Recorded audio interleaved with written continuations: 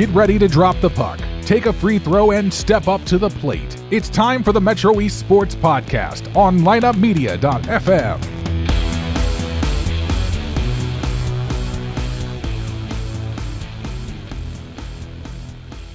Former EHS softball and basketball phenom, and just back from the Cape Cod League, where she was working as a baseball scout analyst and doing all kinds of cool stuff. She's going to talk about Lauren Taplin. But first, I got to talk about Callaway Home Loans. Andy Callaway of Callaway Home Loans saves me money every month now, and he'll save my family thousands in the long run. How? He refinanced my existing mortgage, and he can do the exact same thing for you. Rates are incredibly low, and you want to take advantage of an easy, fast, and affordable way to refinance. They do conventional FHA and VA loans and ask for the MESP special. If you refinance with Andy, he'll donate $100 to the Metro East High School or junior high team or general athletic fund of your choice. He'll give $100 to Edwardsville softball. He'll give $100 to Metro East Lutheran cheerleading if you want him to. He'll give $100 to Belleville East football. You make the call. All you've got to do is call Andy today at 618-830-3332. Save money and support your favorite team in the Metro East. All right, welcome to the show, Lauren Taplin. Thank you. So you are a former softball and basketball standout at Edwardsville High School, and then you parlayed that into an internship in the Cape Cod League with which team? The Wareham Gatemen. You're wearing the shirt. I wore it. I had to support. But you're currently a student at Ole Miss. Yes. And you found an internship, or they found an internship for you, and your official title was baseball operations, scout analyst, and player development intern, right? Yes. So you were not a marketing intern. You weren't there coming up with promotions or getting players on YouTube and that kind of stuff. You were doing Billy Bean type stuff in the front office of baseball. And this has been a dream of yours for so long? Yes. What do you want to do? So further down the line, I would just like to have some type of position in front office baseball, whether that's everyone's going to say GM, but something like that obviously would be cool. But anything like in player development, like being in charge of the farm team systems, working with minor league players, developing them and getting them to the big league team, and things like that.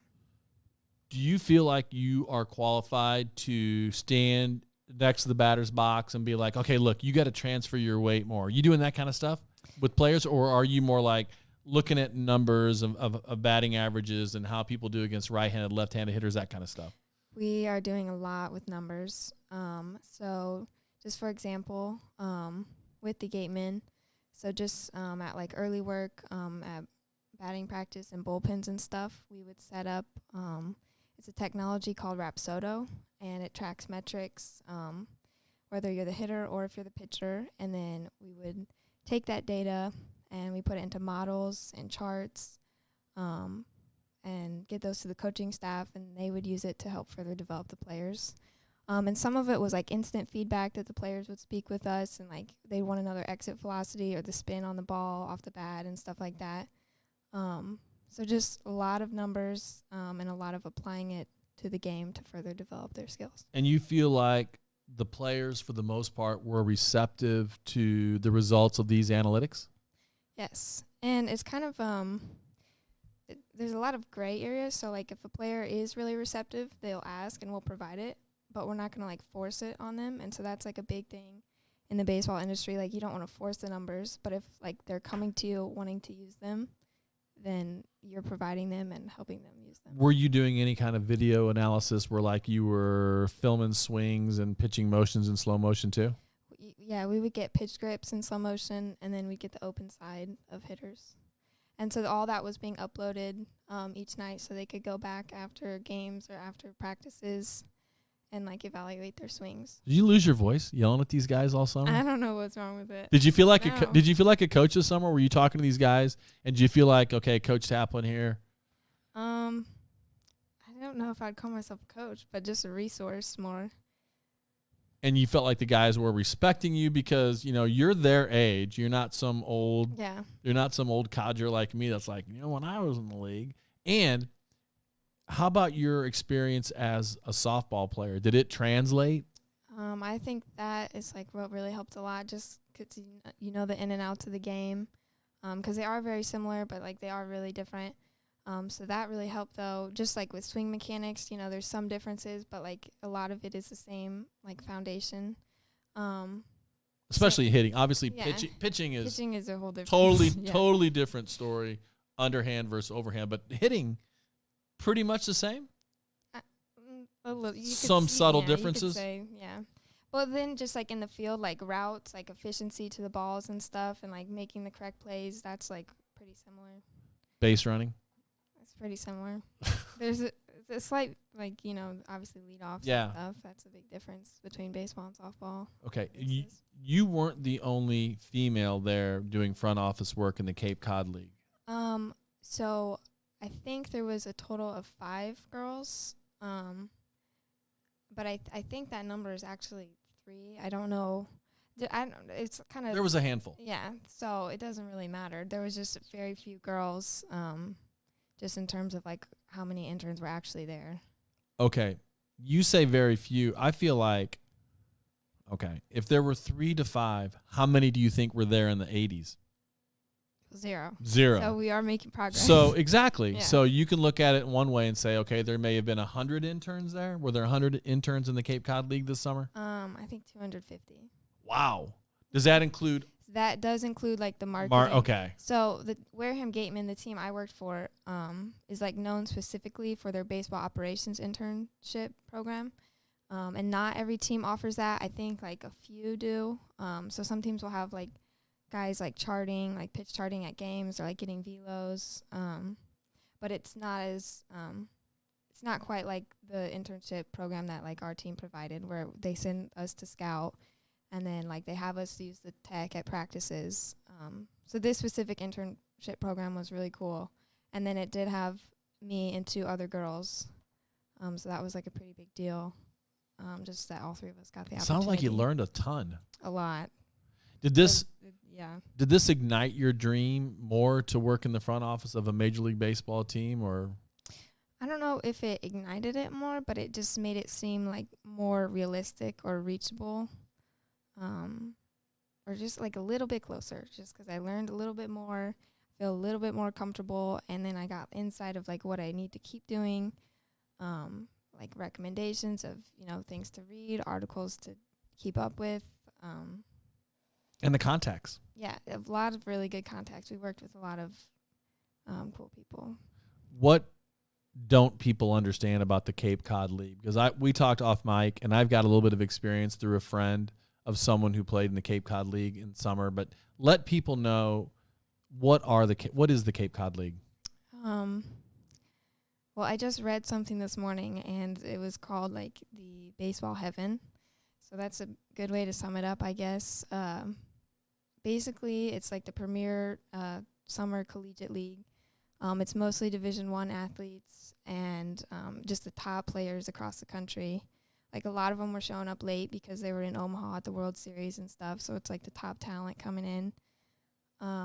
But then also just the culture, like everyone stays with host families. It's free admission to the game, so it's just like a family-friendly environment. And like, so there's this huge just like culture around it that is just like family-friendly Cape Cod baseball. And then it's also just on the baseball side, it's really scout heavy. So MLB sends, well, you'll go to a game and there's like at least 20 scouts at the beginning of the summer. So they send scouts all over just because that's where the top talent is for the upcoming draft or the draft next year or the next year. What's the most important thing you learned about a career in the front office? If you want to do this professionally, what did you learn? Everyone talks about having feel. It doesn't even matter like how much you know or like what exactly you know, but you just need to have feel for the situation kind of thing. That's big in baseball. Like, does she have feel? Does he have feel? Just does the player have a feel for the game, or does the scout? Does like the like a scout or. Do you have a feel for the game? I would hope so. I think it's getting better. And then just like working with other people and how you get along with other people, and like bringing ideas to the table, speaking when you should and speaking on things you should speak on, and just having a feel for like the situation you're in, regardless of what you know about baseball or like stuff like that. Interesting. It's just like a thing, like just having feel.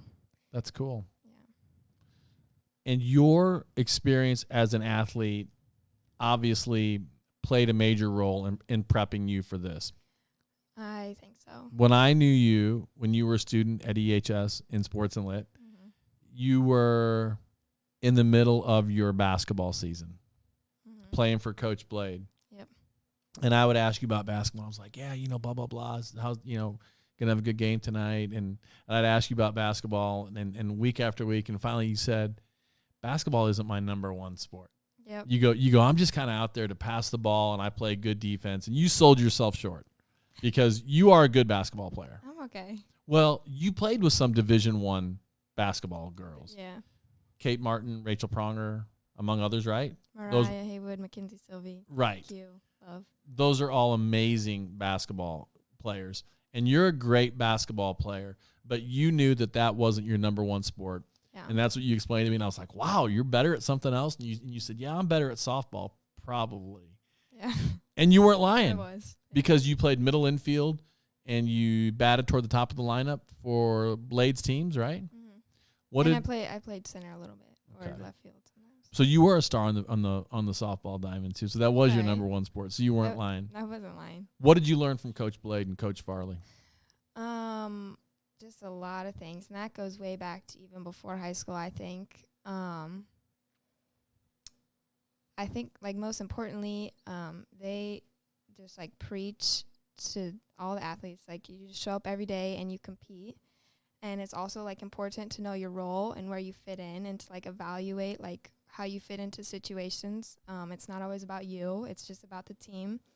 And each person has a different role. Sometimes you're the star. Sometimes, you're a practice player. But regardless of where you fall into that spectrum, you just show up and compete. And so we started kind of learning that from Coach Blade whenever like camp started, I guess, in like first grade. Basketball and softball camps, we go every year. Yeah, we got Taryn Brown in here too, who refuses. Should we put the camera on? We should put the camera on. Just put the camera on. There's Taryn right there. We'll put the camera on Taryn for just a second there. Well, we begged Taryn to Taryn K. Brown to join the show today, but she refused. Why does she hate you? Why does Taryn hate you? Why did she refuse to come on the podcast with you today? I would love to know. I don't know if she was ready. All right. So when do you graduate from Ole Miss? I actually graduate in December.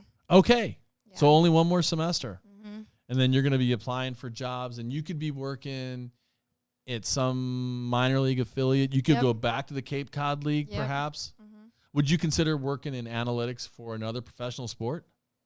I don't think I would be as comfortable, just because I really know baseball better than other sports.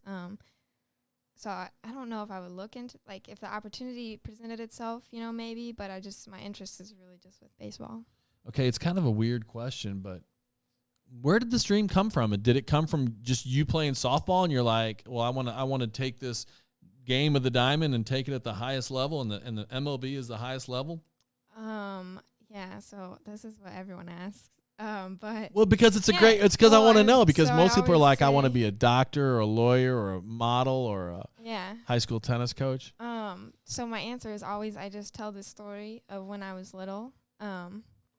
I really thought, like, I was sold on the idea that I was going to be the first girl to play Major League Baseball.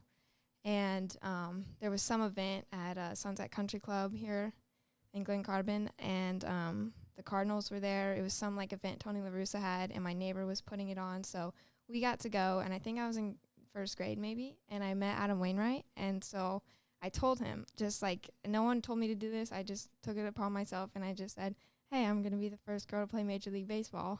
And then he responded and like kind of laughing, and he just said, well, I hope you have a good attorney. Just like, but it was like funny. It was lighthearted, and it was like, he was nice about it. It wasn't like he was, being mean or anything. So that was just like, since I was little, that's what I wanted to do. And so then that has evolved into, I want to like work as close to the game as possible, like have an impact on what's happening on the field, because I'm not going to be playing Major League Baseball. Well, that's cool. I just, when I heard you were doing stuff in the Cape Cod League and that you had an internship, I'll be honest, I assumed it was marketing.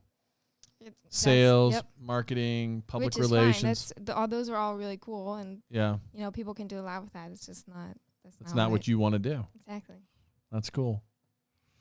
Would you ever consider a career in coaching, like softball or maybe basketball, anything like that? I think just like further down the line or something, coaching would be cool. I don't know, like at what kind of level, like even if it's just like a softball, like a Little League softball or something, but just like giving back and like teaching the game, or even Little League baseball, I guess, and like, or Little League baseball for girls, just like teaching the game and things like that, and kind of like giving back and using what you know to help others. What do you want to say about Ole Miss? I love Ole Miss. Do you? Yeah. And I think it's fun because my twin brother goes there, so that's one of my favorite parts, I guess. The sports are fun, the Grove, the football, the baseball games in right field. That's all a really cool experience. So I'm a sport management major there, and my minor is Spanish. There's a good connection there too, isn't there? Yeah. Explain. About a third of professional ball players speak Spanish. I think maybe a fourth. It's a high number though. It's a huge number of Major League Baseball players and minor league baseball players also. I think even more that speak Spanish as their primary language. So I think that's a. Yep. Someone told me a while back, like, minor in Spanish if you can, or graduate early if you can. That's a good idea. Just all in baseball and stuff. So. Yep. And Spanish in high school, I'm sure you loved, and that was probably the second best classes you took in high school. I actually love Spanish with Mr. Harris. She's great. But the best course you took in high school was? Sports and Literature with Dave Live. Say it again for the people in the back, just in case somebody didn't hear it.